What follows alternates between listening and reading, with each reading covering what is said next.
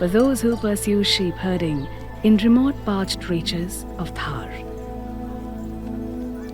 Livestock herding is essential for pastoralists' production system. However, we are seeing a decline in communities pursuing it. What is it that ails the region's pastoralists and wool producers that they are giving up their traditional livelihood and craft? गांव में एक दौर था जब भेड़ें या बकरियों का संख्या जितनी ज़्यादा अधिक होती थी उसको उतना भी बड़ा आर्थिक रूप से मजबूती के रूप से देखा जाता था। ऊँट पालन को एक परिवार का एक तरह से एक भाग मानते हैं हम। चारी मोर परदादी जी चारी मोर पिताजी चारी हमें मी चारा मोरा ला रहे है जगह यही चारे टाबिया। ऊँट पालन कर रहे हैं हम, पीढ़ी भी 3 पीढ़ी से हम कर रहे हैं और 4थी पीढ़ी आगे भी तैयार हो रही है। ऊँट से इतनी हमारी भावना जुड़ी हुई है, जैसे एक बच्चे को पालना और ऊँट को पालना। हमारे परिवार में ऐसा मतलब हमारा सिद्धांत है। ऊँट में जाते हैं, ऊँट में सोते हैं, ऊँट में बैठते हैं।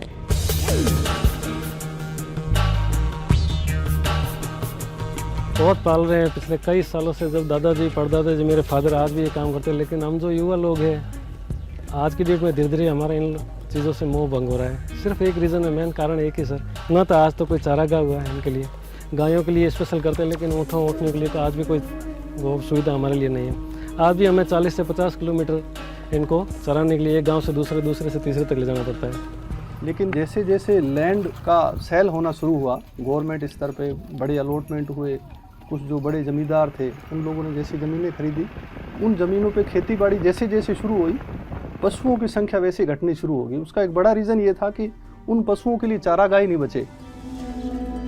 भेड़ों पहला बहुत ही ज़्यादा हमें कम करी है थोड़ा क्योंकि चारा पानी में भी जो हर तरह हो कि बरसात कम हुए, इसलिए थोड़ा घना धीरे कम, जगह कम है, ज़मीनों कम हो गई है।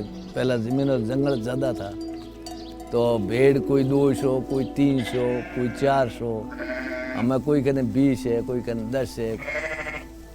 नीरो खरीद 1000 रुपये कुंटल हो, हल्टी ग्वार का चारा आता है 1000 रुपये कुंटल, जना वो भेड़ को ला के चारता है।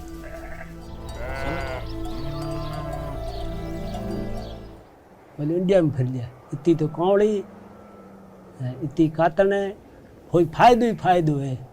किसी को ये पता नहीं है कि इसकी क्या क्वालिटी है ऊँट के दूध की, या इसकी क्या वैल्यू है ऊँट की। आज भी हम कहीं भी जाए, इससे हमें इनकम एक पैसे की भी नहीं है, और जो भी खर्चा लगता है वो लगता है। समय में टीका को लगे जी नहीं, दवाई को मिले नहीं। मेडिकल में जाओ तो हर आदमी ने दवाई रो नॉलेज ही कौन, भाई डुप्लीकेट हो तो ही दे दे और ओरिजिनल हो तो ही दे दे, पैसा हुई ले ले, भेड़ कार नहीं करे।